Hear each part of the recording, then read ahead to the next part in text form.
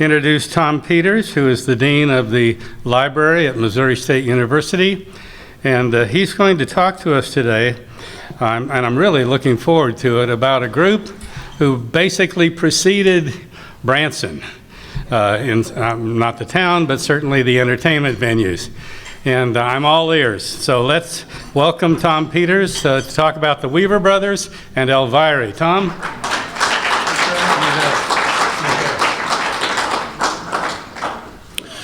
Well, thanks very much. I'm very nervous because we have a whole slew of Weavers in the room. And we got Wayne Glenn, who's the historian of Christian County. And we got Larry Friendon here, who's a radio personality. Larry's around here somewhere. I mean, so we got, I'm probably the only person in the room that's least qualified to speak about the Weaver Brothers and Elviry. But I got interested in them, and I'm not a native Ozarker. I moved down here almost 7 years ago now. And I just got interested, something in the water. I got interested in all the local history, especially the musical history. Got interested in Route 66. Springfield's the birthplace of Route 66. So I wrote a book about John T. Woodruff. Then I enjoyed it so much, I have a list of about 20 books I want to write. So Wayne, I'm kind of following your path. If I live long enough, that's my retirement plan, is to research and write books about the local region. So now I'm working on one about the Ozark Jubilee, but I'm really interested in the Weaver Brothers and Elviry, so this is not my final word on the Weaver Brothers. I did publish an article a couple of years ago in Ozarks Watch magazine about this troupe, I guess we'd call them. And Rita Spears Stewart published some articles back in '89 in Springfield magazine about the Weaver Brothers and Elviry, so I'm drawing on some of her research as well. So let me make a bold statement, and let me just begin by saying, imagine everything I say is like, it's my understanding that, or I think that, because you all can correct me if I'm wrong, if I get it wrong. I don't have a lot about the family history, but it's an amazing tale, just, even on the surface of what they did. But let me make a bold statement. I think that, again, I'm not an Ozarker. I've only been down here 7 years. But if I had to make a top 5 list of musical/entertainment phenomena in southwest Missouri across all time, what would be on that list? Weaver Brothers and Elviry, Branson Entertainment Phenomenon, Porter, Wagner. I'd actually kind of lump Porter and everybody under the Ozark Jubilee, even though that was not their career, but that's kind of, Ozark Jubilee is certainly one of them. Ozark Mountain Daredevils would be one on that list. Of those groups, of those entities, the Weaver Brothers and Elviry are the oldest, and I really think they're underappreciated, I would suggest, and actually more at risk of sort of being forgotten than some of these other entertainment entities in southwest Missouri. So let's talk a little bit about this. If you have questions, comments, rebuttals, comedic interludes, if you feel the need for tell a joke, whatever works, because that's what we're talking about is what they called hillbilly variety shows. The Weaver Brothers and Elviry, I think, actually invented the hillbilly variety show. So let's talk a little about them. So, let me go back. So the commercialization of what we now call country and western entertainment really began only about 100 years ago. Now, the roots go way back, but the commercialization of it is really only about 100 years old. And I think actually we could also almost argue that Leon Weaver was one of the founders. He didn't know what he was doing, I think, but with hindsight, he was developing what we now call, what they used to call hillbilly variety shows. Now, if you go down to Branson, you don't say, I never see, come see our hillbilly variety show, but that's really what you're watching is a hillbilly variety show. And this troupe really got it all started. So, the basic elements of a hillbilly variety show: singing, playing, country music, comedy, and dancing. To me, those are the 4 basic components of a hillbilly variety show. Examples of these, I think the Ozark Jubilee in many regards was a hillbilly variety show. And they played some gospel, they played some other types of music, But the basic format, I would say, was a hillbilly variety show. Of course, Hee Haw was a hillbilly variety show. And I think some of the Branson shows today are basically evolved hillbilly variety shows. So like the Presley show is basically another hillbilly variety show. I'm not diminishing it by that, but they all kind of fit into the same category of hillbilly variety shows. So anyway, about the Weaver family, they were from Christian County. I believe their estate was just north of Ozark. They were a pretty prominent family. They were of French heritage. And somewhere I read in my research that the family didn't call Leon Leon, they called him Leon. Leon Weaver. I can't do that. That guy in the top there, that's going to be Leon to me till I die. I'm never going to call him Leon, but evidently the family did. Evidently they were slaveholders. The Weavers owned slaves. I've seen reports from anywhere from a couple dozen to 200. I don't think, if Brooks Blevins were here, I don't think 200 slaves were ever held by a family in the Ozarks. But I've seen reports that they were slaveholders. There is a Weaver Cemetery just north of Ozark. I've got a map here to show you, but there's Weaver Cemetery still there. They were an interesting family. They were a prominent family. They were also, I guess, they were musical, definitely. And my understanding of music in the Ozarks kind of comes down to the family level. Either you came from a musical family or you didn't. And that kind of determines whether you got that sort of in your blood and it was part of, the way the family behaved when they were alone or having a party or something. They would play music. And so the Weavers were a musical family. They were also a bit eccentric, I think. Of course, Leon and Frank and Max and Charlie were the four brothers, three sisters, Rena, Anna, and Lucille. So there were 7 kids. Their grandfather, John Elijah Bud Weaver, he was a feisty little man with a disarming sense of humor and a knack for entertaining folks with a song or a laugh, according to Rita Spears Stewart. Evidently, the mandolin and the ukulele were his musical instruments of choice.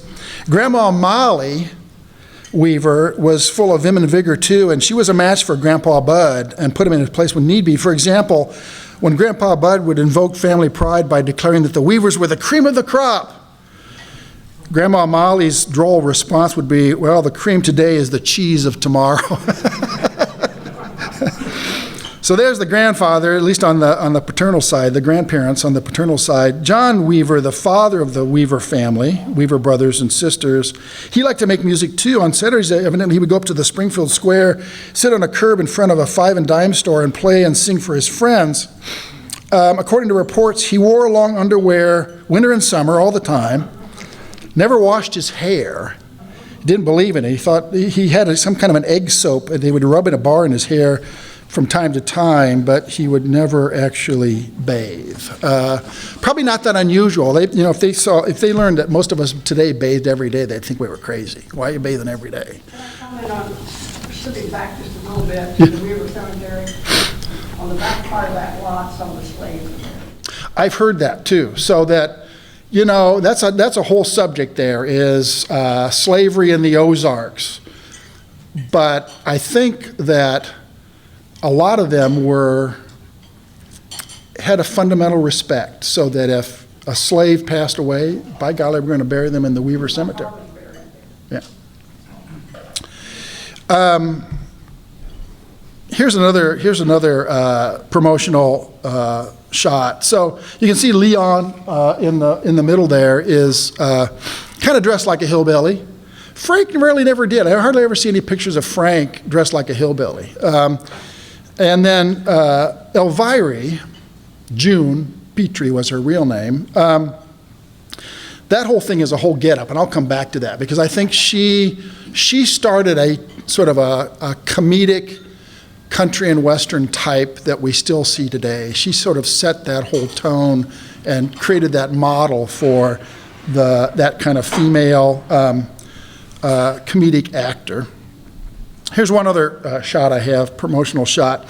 Totally baked up. Kind of hard to see because the shadows are so bright there, but Elvira has the axe, so she's doing the work, and she's got a scowl on her face. And then Frank in the background there is whittling. That's what he's doing there. And then Leon has a corncob pipe in his mouth, and he's fiddling, and he's barefoot. So this is kind of the persona, the entertainment persona that they portrayed in their heyday. Here's another late shot, just of them smiling. So anyway, I mentioned they have, these three were really the core of the whole thing. They eventually became the Weaver Brothers, Elviry, and the home folks, because they had a lot of family members that were part of it. It grew to about 22, 24 people in the entire troupe late in their career. But these three were really sort of the core of the whole thing. Their brother Max, that's a line drawing of him, was really kind of their manager. And so he often traveled with them and would manage them. And Elvira was actually very good in the management side of things as well. Elvira and Max were really, from my understanding, according to my understanding is that those two were the ones that were really the business minds. And Elvira kept everybody in line, no cursing, no drinking, kind of stuff. She kept everybody together, kept the whole troupe together. So Leon really got it started. Leon is the oldest, and he got it started in terms of money-making entertainment. So he comes from a line that just loved to entertain and play music, but he's the one who first started doing it for money. Actually started off in tent shows. I don't know a lot about tent shows, but back in like the first decade of the 20th century, movies, flickers they call them. I'm reading a biography of Tom Mix. You'd go and you'd pay like a nickel to see a 10-minute movie, and you'd see it in a tent. And he'd go out, he's kind of working the western Missouri, eastern Kansas region, and he said, it was a good thing those movies were no longer in 10 minutes, because you get inside that tent, man, it's hot in there in the summer months. The film was always breaking, so we'd have to splice it together. It was just very, very dicey, splicey work, but that's how he got started in show business. Then he moved on to medicine shows, and evidently mentholatum. I hadn't heard of mentholatum for probably 3 decades before I read about this, but mentholatum was the big seller on the circuit in which the young Leon performed, according to a video interview in Ozarks Watch magazine. And then another precursor of the hillbilly variety show, for better or worse, is the minstrel show. And I got beat up on Facebook a couple of months ago for even mentioning minstrel shows. There's certain people like, we need to deny that. That never happened. Yes, it did happen.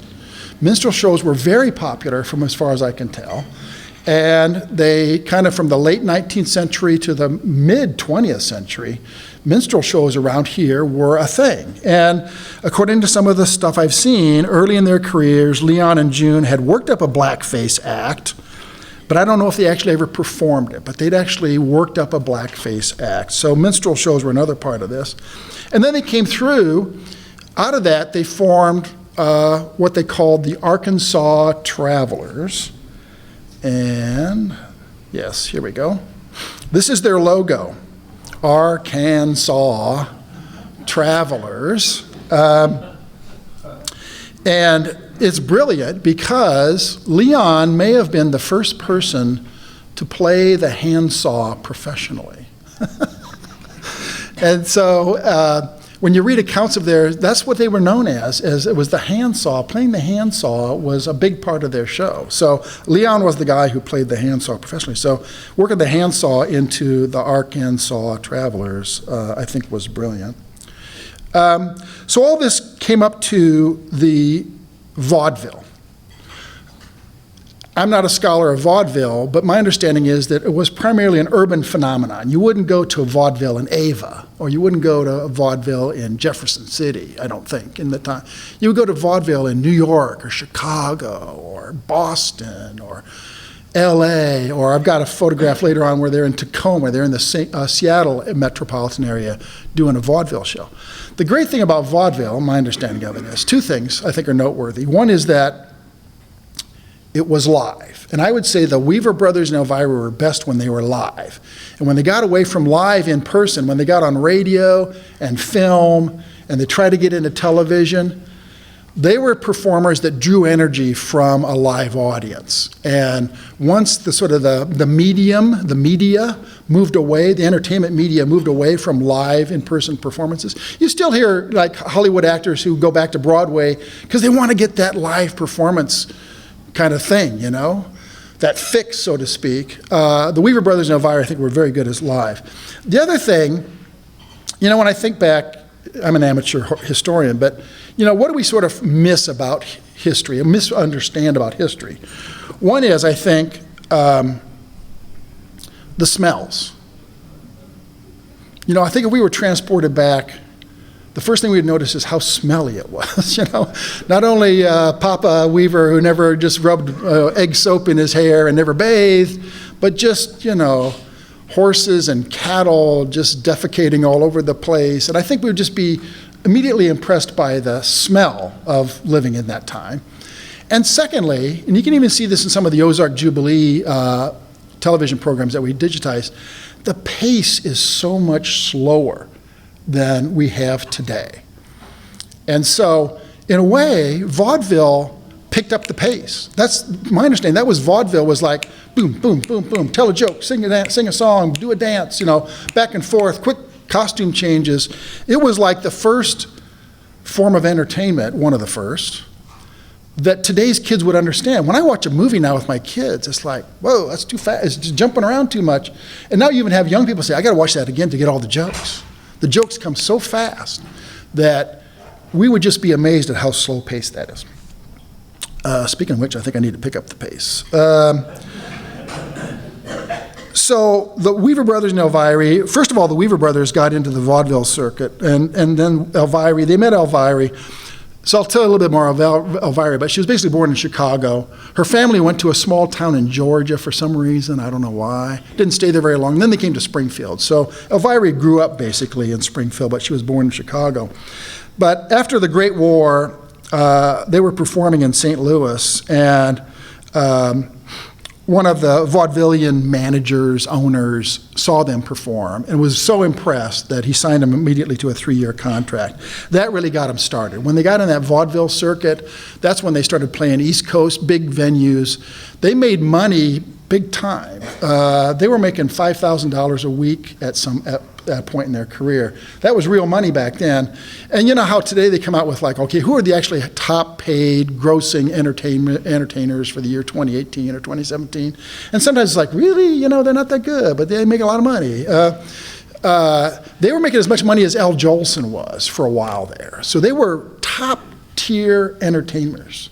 So they were not just a bunch of hillbillies from Christian County. They were, but they were top-tier international entertainers. They made 2 tours of Europe. They were big time. They were big-time entertainment. And they really brought kind of that hillbilly ethic to a lot of people that had never been exposed to it before. Okay, so first of all, let's talk a little bit. Leon's career. So Leon all got it started. He stuck with it out throughout the career. One interesting little tidbit, and somebody correct me if I'm wrong, but I think I've seen reports that maybe it was in the 40s, Leon managed the Mulligan Theater that used to be at the corner of Commercial and Boonville. So, and I also know he managed theaters out in West Hollywood. So either it was between gigs or off season or whatever, he was like a theater manager, literally like selling tickets, you know, and tearing the tickets in half, and he was up there at the Mulligan, which I believe is no longer there. The building's no longer there. A little bit about Cicero. So Cicero, there's Frank. Cicero was his stage name. He joined Leon in the act when Frank was still a teenager. He was a few years younger than Leon. Evidently, somewhere along the line, early on, they decided either he didn't like talking on stage, but he was a mime. He never talked on stage. So kind of like Harpo Marx, and again, I don't know enough, you know, is there a line of influence there? Was it from Harpo to Cicero or from Cicero to Harpo? But they were both, they never talked on stage, and through their actions and their antics, they conveyed meaning. In real life, Frank was reportedly a high-energy risk taker. He was one of those people that loved fast cars, and he loved to, back in before Table Rock Lake was built, the dam was built, Lake Taneycomo was it. It was the sun and fun capital of the Ozarks, was Lake Taneycomo.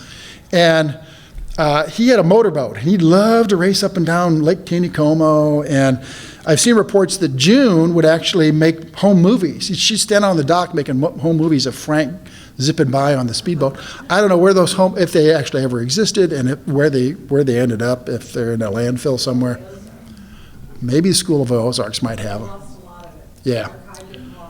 Yeah. So, unfortunately, probably. But wouldn't you love to see Frank screaming down? One time he hit something like a log that was submerged, partially submerged, and his boat started to sink. But fortunately, he got to shore before it completely sank.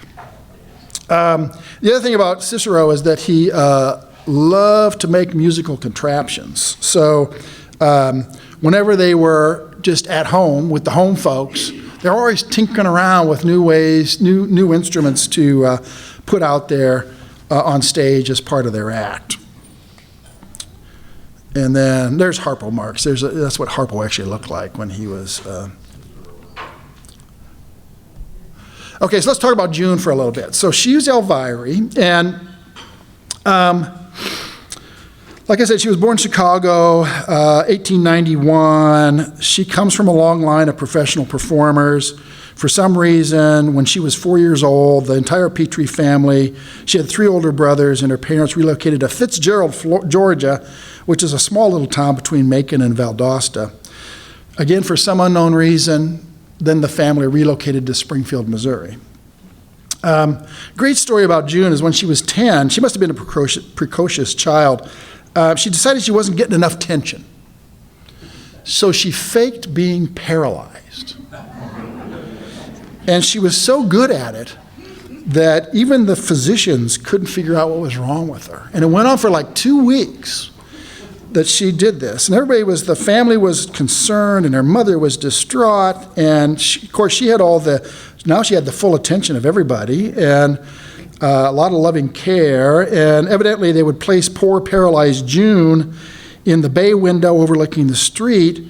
And she relished the idea of people walking by and thinking, there's that poor little paralyzed girl wasting away in the window.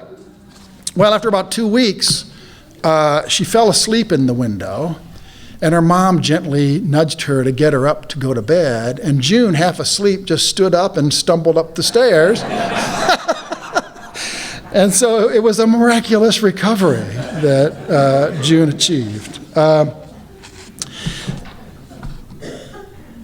So Frank and Leon were performing somewhere down in Texas, I think near Fort Worth somewhere, and for some reason they pulled June on stage. They really hadn't planned it to do. And June just struck a note with the audience and just was a natural. She comes from a long line of entertainers, and she'd played being paralyzed when she was age 10. And so she became part of the act. And I think of the 3, she's had the most influence. And let me try to explain what I'm talking about. So in the early 30s, Lula Bell was a big entertainer in the Chicago area. She played on WLS, and she was I forget now, she was paired up with another man first, and then she was paired up with Red Foley. So Red Foley was in Chicago at this time, and Lula Bell, whose real name was Myrtle Cooper. Red Foley and Myrtle Cooper were portrayed as like a Burns and Allen couple, kind of that sexual tension, repartee kind of thing. She was Lula Bell. Red was Burrhead. That was his stage presence, was Burrhead. Well, Red's first wife had died in childbirth, and he remarried a woman named Eva Overstreet, and she didn't like that sexual tension she was seeing between Burrhead and Lula Bell on stage, and she told Red, her husband, you're getting out of this. And so they paired up Lulabelle with Scotty Wiseman. Those two actually did end up getting married in real life. So that kind of, they starred together in a movie kind of thing where the two actors, and then they end up getting married in real life, and it lasts for 18 months or whatever. But I think Lulabelle and Scotty stayed together for quite a while. So Lulabelle, when she was getting on stage, getting into show business initially, her people told her, go look at that hillbilly rube named Elviry and pattern your behavior and your dress after Elviry. So what you're seeing there is basically the daughter of Elviry in terms of entertainment value. And I think even like Minnie Pearl is almost like another in that line. I think there's a direct line beginning with Elviry of people, women who have portrayed, they're comedians, they're feisty, they're kind of man crazy, they're wise in a way, they'll tell you what's what, and they'll just, I don't know today if there's anybody out there that's kind of in that tradition, but Elviry, Lulabelle, Minnie Pearl, I think is a direct line of development and entertainment and a persona, if you will. June actually was a very attractive woman. There's June with her two daughters. So she had to sort of dress down for the part every time they went on stage. So over time, they got everybody involved in all of this, and they started calling themselves the home folks, and a lot of them were relatives of June, Frank, and Leon. There's the home girls, I don't know what they were, sort of a singing and dancing, I guess, troupe. There's Elvira on the left, kind of pretending to be their director. A couple of them are her daughters, I think, and one of them is one of the wives of, I think, Leon's second wife is, Retha is one of the ones there. So anyway, I got strange interlude. I got to talk about the Weavers' love and marriage. And they have just an unusual history, I think, of marriages. So, first of all, the father, John, was a bon vivant. There you go, a French phrase. And he was a bit of an eccentric, and in his later years he didn't bathe too much. But as a young man, he and his brother Tilden traveled to California to seek fame and fortune in the form of golden nuggets, because that was part of the gold rush. They discovered women instead. And the twin brothers ended up marrying twin sisters, and all four of them had met at the same event. How often does that happen? Twin brothers, twin sisters meet at one event, and they end up getting married. June, I think when she was about 17 or 18, married a man named Edward Shipp. They divorced not too long after, 1 or 2 years. Well, it must have been about 2 years. They had 2 daughters, but then they soon divorced. So Edward was out of the picture. Then she married a carnival master by the name of Carl Larkin. I like to refer to him as the Vile Larkin. He was just a nasty guy, evidently. She said she told her daughters that she married him for mercenary reasons. After only a month, well, first of all, during that month, they only stayed married for a couple of months, I think, but during that time, Larkin taught June how to do the slack wire. So, tightrope walking is kind of dominant, but there was also slack wire walking, where you have and also how to juggle dishes. And so those might be worthwhile entertainment skills to have, but within a month, June realized that she'd made a terrible mistake about her marriage, not the act. And to escape the vile Larkin, she and a friend jumped off a moving train up by Kansas City. So she wanted to get away from that guy so bad that she jumped off a moving train to get away from him. All right, so then she met the Weaver Brothers, and they started to perform. This is the version I've heard. I've kind of pieced together, so anybody related to the Weavers can object, rebut, whatever you want to do. But my understanding is that June was initially attracted to Frank. But Frank, I think, got drafted to serve in the Great War. So Frank went off to serve in the Great War. And while Frank was away, Leon somehow convinced June to marry him. So Frank comes back from the Great War, and he married what has been described as a pretty plump woman with the last name of Wealthy. So he married a wealthy woman. Evidently, she was soon pregnant, but evidently she just had a personality type that didn't work with the rest of the troupe. She was described as a royal pain in the troupe, always whining and complaining. The couple soon separated, but for years afterwards, Mrs. Frank Weaver refused to agree to a divorce, according to Spears Stewart. So after some time, and I'm talking years here, the act is going on all this time.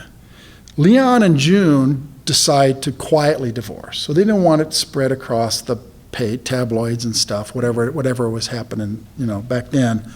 But they quietly divorced, and Frank and Ms. Wealthy, I don't know her first name, got a divorce.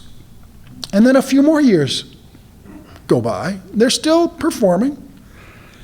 And I think they often lived in the same house together. So they're all together. Then after a couple of years, Frank and June got married. And Leon was just, the brother-in-law now, And then Leon married a woman named Retha, I think that was her first name, and so Leon died of a heart attack in 1950. And I knew that, but I didn't learn until later that he had his heart attack the day after his divorce with Retha became final. So it wasn't like it was his time, but he was under a lot of stress or something, and he died of a heart attack. So try to piece that all together, and the thing is, the act went on, and June used to rib Leon after they were divorced, and she'd married Frank, and he would just be like, "Oh, June," They were just all a big happy family. I also want to mention some of their homes and haunts. I have really only 3 that I know of. Actually, no. Let me do something else here. So the Home Folks was a major part of this, and it really became a hillbilly variety show. Most of them were relatives, but not all. Goo Goo Rutledge toured with the Weaver Brothers, Elviry, and the Home Folks, I think for almost a decade, starting about 1930, in Omaha. What a place to start your career with the Weaver, Omaha. But Goo Goo sort of learned his trade, his craft, his comedic talents. He honed it with the Weaver Brothers and Elviry. And then now we've got stuff with him on the Ozark Jubilee that's just hilarious, I think. I really like Goo Goo Rutledge. He was another strange character. I don't know if anybody remembers Boots and Bobby Fay, but there they are. They weren't really sisters, and that wasn't really their name. They were actually neighbors, I think. Then in high school, they kind of got started together. And so Boots is on the left there, and Bobby's on the right, and then Jim West was, so this is a KWTO thing. But they got their start in entertainment with the Weaver Brothers and Elviry. So again, there's influence there that goes beyond just the family, and they really went on. There's their bus that they'd tour around in, and I like this shot. This is, you can see up at their top, they're in Tacoma, Washington, obviously. This is kind of how they'd promote it, almost like the circus parading through town. They'd drive through town. That's clearly Leon in the back there with the hat on. I don't know if that's Max or Frank standing there with his elbow on the side. And I don't know who that guy driving is. He looks like their bouncer or something. He looks like a tough guy. But anyway, so they did a lot of things. So before I talk about homes and haunts, I apologize, but I want to talk about, so then they got into movies. 38, they went out and they started making movies, and they they made a lot of B movies. Republic Pictures was their main thing. And I remember watching any of those Republic Pictures movies I remember watching those. They're just not very good, ultimately. But they made a lot of them. The film usually contains some slapstick humor, a few songs, some sort of love story. Often the Weavers were almost like the Clampetts of the Beverly Hillbillies. They were good people.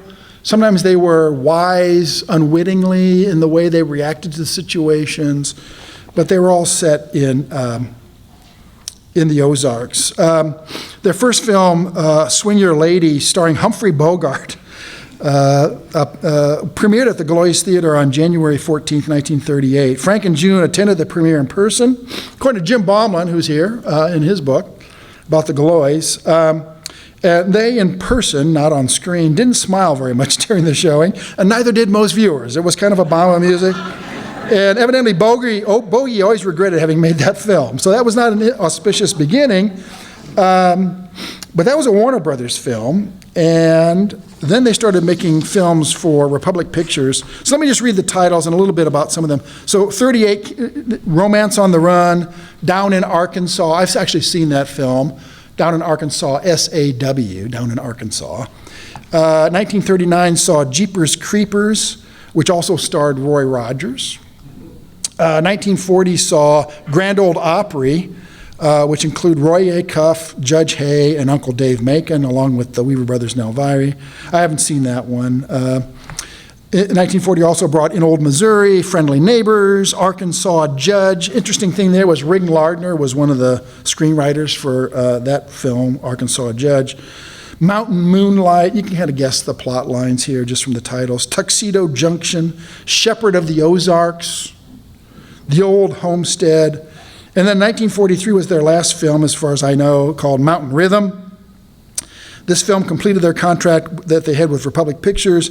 Evidently, June reportedly stormed into the Republic Administrative Suite and declared, "Look, we've played A houses for nearly 25 years in theaters. You've been giving us B pictures, and we don't like them. We want out." So they stopped making movies in 1943. So this is the Grand Ole Opry poster for that particular film. So they got up at the top there, Weaver Brothers and Elviry. So let me talk about their homes and haunts. Three places that I know of or heard of. I don't know where all they lived, but after their second European tour in 1925, Leon had some sort of a nervous breakdown, or he was exhausted, or he needed rest. And his physician told him, "Why don't you buy a farm?" Because they were loaded. "Why don't you buy a farm and just get into doing the daily chores, doing that kind of." So they actually bought, according to the reports, they bought a 160-acre farm 12 miles north of Springfield with trees, a creek, cows, and horses. My understanding is basically a horse farm. I don't know how long they owned it. I haven't been able to find out where it was. I don't know if anybody in the room knows anything about this farm that the Weaver brothers owned north of Springfield, about 12 miles. The one I do know they lived at is Clarney Cliffs. I actually took this photograph just yesterday. It's now 100 years old. It was built in 1919. F.X. Herr built the place. He sold it to John T. Woodruff in early January of 1929 when Woodruff sold the Woodruff building to Herrs and his associates. Talk about a good deal for John T. Woodruff. He got out before the stock market crashed. He didn't like living there. Well, his wife didn't like living there. One of the reasons she didn't like living there was one time they turned on the water faucet and a snake came out. So that kind of scotched it for her. Some of the reports I've said that the Weaver Brothers and Elviry bought the house in 1929. They might have bought it, I don't know, I need to go back and look at the records. They might have bought it directly from John T. Woodruff. It might have been gone Herr, Woodruff, Weavers. I've never been in this house. But I hear it fits the family. It's an eccentric floor design from people that have been in there. It's still standing, 100 years old now. Then there's Cedar Point on Lake Taneycomo. So I've been here. The home is no longer there. It burned down. But they also had sort of like a rumpus room, kind of a cabin kind of thing off to the side. That's still there. It's actually been added onto since that time. It's private property. I happen to know who owns it. I asked her, could I come out, take some photographs? There's one of the photographs I've took. Here's where it is on a map. So that big bend in Lake Taneycomo north of Forsyth, up on the bluff, is where the house was. I believe, see, I said everything I say is prefaced by I believe, that they actually own Cedar Point Lodge at the same time. So it's a source of income for them as well. So where that red arrow, or where that red dot is actually the lodge part, which they're still standing. I think those are the original structures still down there. But the house is actually up on the top on the bluff. Here's the proof positive. Some of the walls and the retaining wall have their names set in there. So they took it to put, and that stuff's still there. It's still there out there to this day. So I don't know when they owned that property, how long they owned the property, but I heard that it would have a lot of people come out and have, artists and entertainers get together and they have a good time out in the rumpus room. Okay, to wrap up. So, in terms of their musical achievements, I'm not sure they had, Leon was the first person to play the saw professionally. I think the home folks became known for their inventive musical instruments. Musically, probably not, in the history of music, probably not really innovative kind of things that lasted. But I think in terms of entertainment achievements is what I see as the real lasting impact of the Weaver Brothers and Elviry. They introduced the hillbilly variety show to primarily urban audiences, especially on the East Coast and in Europe. Paved a way for a lot of entertainers that came after, including Porter Wagner, and to get people who didn't have any roots to the upland South, as Brooks Blevins would say, to get them used to that culture and enjoying that culture and that entertainment was, a major thing. I've also read that Frank Weaver, Cicero, had impeccable comedic timing. So a real good comedian, a large part of it is just the timing. They know how long to wait before giving that punchline or that thing that gets people just rolling in the aisles laughing. With June, I think she did a lot of stuff, but she invented that character that we all recognize now when we see it. That's that mountain woman who's kind of homely, kind of forward, kind of man crazy. That's June Weaver. But the other thing she did, what they call breaking down the fourth wall. So where, like in a movie, when one of the actors will look directly at the screen and start talking to you like, can you believe what my character just said? That's breaking down the fourth wall. She would break down the fourth wall. She would address and harass individual audience members in vaudeville shows. Like if they went up to, where you going, to the restroom? I'm just coming up in my big line here. Don't get up now. She would harass people in the audience that were moving around or fidgety or whatever, or no cell phones back then, but if they weren't paying attention, she would harass them. Leon was the philosopher. He actually had a column for a while called Philosophy. So it was the philosophy of the hills. And he did a column in the KWTO Dial for a while. I think Leon had the rare ability of making an audience feel at home and connected with him as soon as he sauntered onto the stage. And believe me, he sauntered onto the stage. He was just, the slow, big, tall, lanky guy. Well, who's another guy who's like that? Red Foley. I think Leon Weaver and Red Foley are two peas in a pod. Red also had that ability to just make people feel like you've known him all his life. He'd just come out on stage and he just had that ability to connect with people. And as I mentioned earlier, I think that whole pacing of things, they help do that quick kind of hillbilly variety show type of thing that we now just accept as that's the way it was. As I mentioned, Leon died of a heart attack in 1950 in North Hollywood. He is buried in Weaver Cemetery here. There he is. I went out there and visited him. Frank Cicero died in 1967 at the age of 76. He's buried out in Ivy Lawn Memorial Park in Ventura, California. Never been out there to visit. It'll be on my list next time I go to the LA region. And June lived the longest. She died in 1977 at age 86, and I believe she's married next to Frank. Married and buried. Their marriage lasted throughout their lives, and so I think she's buried next to Frank out there in Ventura. So to wrap up, and time for Q&A and anecdotes. First of all, they were a world-class act. So don't think, they were some little fringe little thing that kind of came out of Christian County and lasted for a couple of years. No, it went on for 45 years. And they made a lot of money doing it. They were big time. just as an aside, and this is one of my pet theses that, everybody has a bucket list, but I have a reincarnation list, stuff I want to work on if I'm reincarnated. One of them is, I think on a per capita basis, Christian County has produced more musical entertainment talent than any other place. I don't know why, but that's my thesis, and I didn't explore that if and when I'm reincarnated. You look at the Weaver Brothers, Slim Wilson and Aunt Martha, Zed Tennis, one of my favorite fiddlers, the Four Pitchhikers, even Abby Waterworth today, they all come out of Christian County. It's amazing.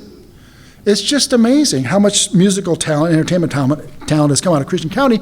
And as I think Wayne will agree with me, up until like the 60s, 70s, Christian County didn't have that many people in it, And so on a per capita basis, I challenge you to point any other place that has as much, how you'd measure talent. But the Bald Knobbers. Oh, Yeah.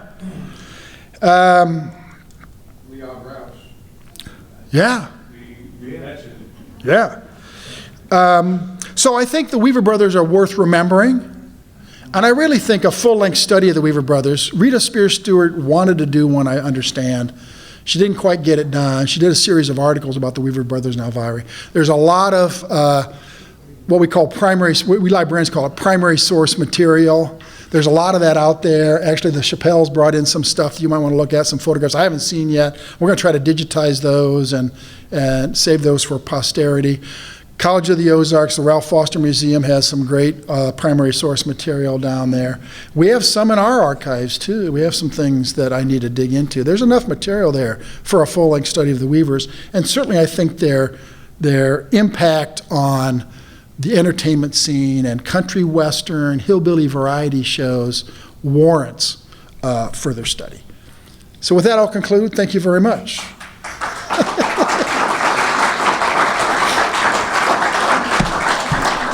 Professor Baum. I enjoyed that. Can I throw out two things about Vaudeville? Yeah. Anybody who goes to the small towns and looks at the town squares is likely going to find an opera house, right? And so one of the things we know is that if you define a town or a city by population 7,000 or so, it's a pretty good chance they're going to have entertainments of the sort that you mentioned. Traveling troops. Yeah. The beauty of vaudeville, the reason why we should celebrate its memory is because it contained for us the recipe of Americanness in a time when we were passing through various waves of immigration. And if you look at the typical vaudeville show, it was premised in ethnicity. You had the Irishness, the Jewishness, the Italian, and what Weaver Brothers and Elviry contributed to that was a particular type that was American too. Yeah. And it's us. Yeah. So how vaudeville kind of, Vaudeville creates America. Yeah. And the Weaver Brothers and Elviry are American. Yes. And not just. And a couple of things. You see that, and you see that throughout the development of entertainment industry, is there's certain people probably that looked at vaudeville as like, no, opera, chamber orchestras, that's what our entertainment is. We're not going to go to that lowbrow entertainment. And you saw that with the Ozark Jubilee. There were people in Springfield who thought the Ozark Jubilee was an embarrassment. So I think that's a part of it, is how you Americanize entertainment and that kind of push and pull between. Even in the early days of radio, they thought that radio was going to be about classical music. They called it potted palm music. And then the thing about radio, the thing about any medium is once you've got the medium, the technology, then it's all about content, man. And with radio, you don't want 5 seconds of dead airtime. You got to have something happening, somebody talking, somebody playing. And so that's why you've got, the Carter sisters and Mother Maybelle coming in at 6:15 in the morning to play live on KWTO in 1949. You got to have something on the air. And so what happened was some station needed somebody, and they said, well, I can play the fiddle. And he got on and played the fiddle, and then they got all these letters because they had no audience response. They didn't know what you were clicking on, and they didn't know what you needed before you even know what you needed. They got cards and letters, and people loved it. That's how it got started, almost by chance, that they figured out that, oh, this hillbilly music actually has a big, broad base. And that's what the Weaver Brothers were helping them to discover. In your research, you didn't comment on that June and Frank had a son. Did you discover that in your research? Now, I don't know if they adopted this. Dickie was adopted what? Dickie? I think they adopted. I've seen reports of it, but I just, like I said, I'm just getting into the subject, and the whole it was a. It would take some powerful software just to diagram all the marriages and divorces and kids and. Another nephew at the age of 24. Okay, so they adopted a couple of kids. Well, he wasn't a kid, but Well, a couple of people. Dickie was their adopted son, and there's pictures of him over Yeah. there. Yeah. You mentioned Little Bell and Scotty. They were the stars of the WLS barn dance out of Chicago for Yep. years and years. Yep. And so Red Foley preceded Scotty Wiseman as Lulabelle's male sidekick. And I don't know how long it lasted, but the story I've heard is that Eva Overstreet, Red's wife, said, "No, no more of that." I mean, he did a Cumberland Ridge. Red did. He's had an interesting career, but he did the Cumberland Ridge Runners. That's kind of how he got into show business. Then Lulabelle. I just saw an ad. I'm going through the 30s, and Lulabelle was actually portrayed as part of the Cumberland Ridge Runners for a while. I mean, they were always. That's the way it was. It was the same way at KWTO. These groups would form and morph and change, and move on to a different radio station. It was constant flux of the talent, but yeah, Lulabelle and Scotty, and they eventually actually married in real life, and I think they stayed married for a long time, if not their entire lives. Two or three things. One of the ladies that was influenced by Elvira, was also with other pictures, was Judy Canova. Judy Canova went on to a very long career at Republic, made a lot of big pictures, but she was definitely after, really, Elvira. Yeah. Also, in 1987, I interviewed Gene Autry, which was a thrill for me to Yeah. interview him. And he was 80 years old at the time, and he brought up to me, "You're from the area where the Weaver Brothers and Elvira are from." Since he started his career in the late 20s, he looked up to them. They were considered really big time to young Gene Autry. One more thing, I think that the Weaver Brothers and Elvira had a lot to do with the tourism development in the Ozarks. Remember the Shepherd Hills book came out in 1907. That's a long time before the Weaver Brothers and Elvira became famous. But when they became famous in the 20s and 30s and through the 40s and made those movies that really weren't very good, that still brought a lot of people to this area to see what it was all about. Yeah. Now, I don't mean to put you on the spot, but would you agree that Elvira kind of formulated that type that so many other actresses and comedians mimicked? And yeah. On the same line, wouldn't you think that the Weaver Brothers and Elvira, with their audience and the way they moved across the United States, was one of the reasons that the Ozark Jubilee became so popular so quick, because they were really part of that. It may well be. I'm just at the beginning of this, but I think there's clearly some kind of influences and groundbreaking kind of things going on. Weaver Brothers and Elviry, Ozark Jubilee. I think a lot of what we have seen happen in Branson kind of built upon what the Jubilee did, I think. Yeah. Back to Elviry influencing followers, even today, Netflix program that's about the 1950s, The Marvelous Mrs. Maisel. There's a character played by Jane Lynch, the actress Jane Lynch, who is that Elviry. That Elviry type, yeah. Going on with a current production today. Yeah. But everybody forgets about Mom's Mabel, too. Yeah. I mean, she probably influenced more than... Yeah. Just gives her credit for it. And then there's also kind of, I was thinking like,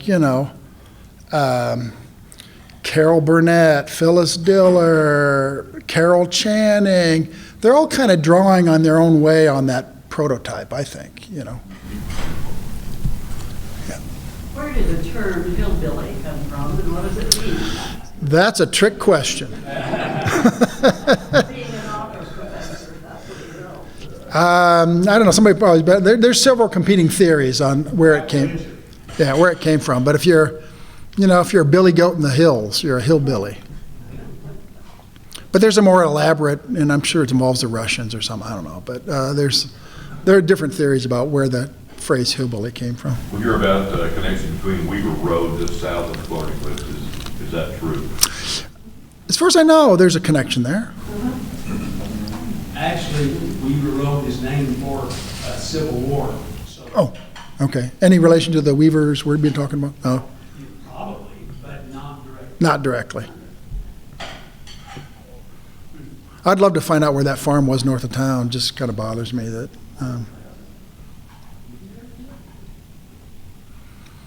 Anything else? Next month, do we know what we have for next month? Mark West, Mark West on topic? just his career doing sound and shows. All right. Those are downhill productions. All right. Downhill productions. Thanks very much, everyone. Tom, thank you very much for your presentation.